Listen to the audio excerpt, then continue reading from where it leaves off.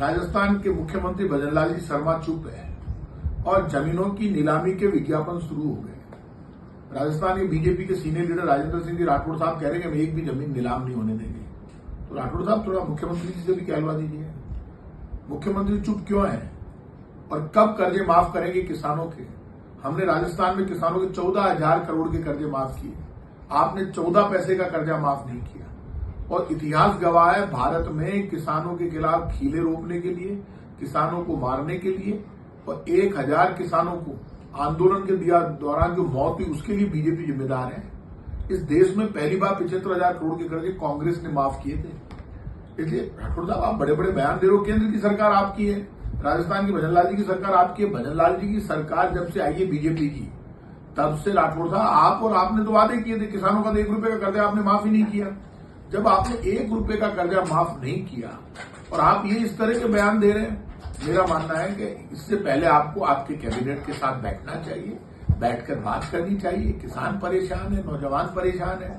अभी तक तो आपका सिलेंडर ही नहीं मिल रहा 450 रुपए में, जो आपने कहा था 500 का, जो कांग्रेस दे रहे हम 450 का देंगे। तो बीजेपी के लोगों पहले आपस में बैठकर तय करो किसका हक है कर्जे खत्म करने का, कौन व्यक्ति जिम्मेदार है जो जिम्मेदारी ले रहा है। तो मुख्यमंत्री जी को जिम्मेदारी लेनी चाहिए, अपना बयान जारी करना चाहिए, ये बताना चाहिए कि राठौड़ साहब कह रहे हैं एक भी जमीन नीलाम नहीं होने देंगे।